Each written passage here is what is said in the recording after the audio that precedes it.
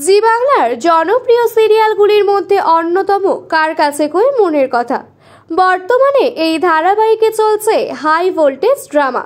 পরাগ আর প্রিয়াঙ্কার বিয়ের দিন পরাগকে বিষ খাওয়ানো হয় আর দোষ দেওয়া হয় শিমুলের নামে। শিমুল এখন কোর্টে নিজেকে বাঁচানোর লড়াই লড়ে চলেছে। তবে শিমুলের পাশে আর কেউ এই বিপদে না দাঁড়ালেও তার পাড়ার বন্ধুরা আর শতদ্রু ঠিক পাশে আছে।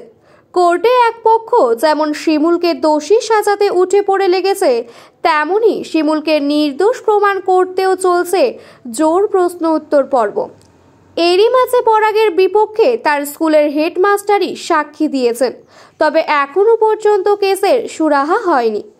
যদিও কোর্টে শিমুল যে নির্দোষ প্রমাণিত হবে তা সাম্প্রতিক একটি প্রোমো থেকেই জানা গিয়েছে, যেখানে পরাগ আবার শিমুলকে তাকে একটা সুযোগ দিতে অনুরোধ করছে। কিন্তু শিমুল কি করবে তা তার ভাবগতি দেখে এখনো বোঝা যায়নি।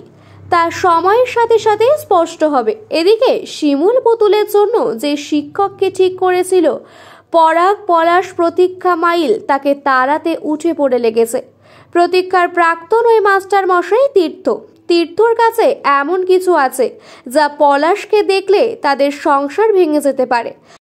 তাই প্রতীক্ষা বারবার তীর্থর সামনে মুখ খুলতে গিয়ে চুপ করে যায়, বেশি কিছু বলতে পারে না। এবার তীর্থ পুতুলকে নিজের কাছে রাখার পাকাপাকি ব্যবস্থা করলো। তীর্থ মধুবালাকে পুতুলকে বিয়ের প্রস্তাব দেয়, যা শুনে পরাগ, পলাশ আর প্রতীক্ষার কথা বন্ধ হয়ে যায়।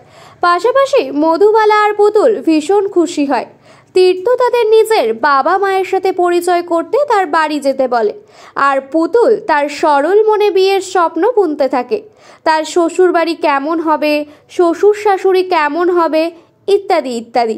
এবার দেখার পুতুলকে কি তীর্থ সত্যিই বিয়ে করতে পারবে।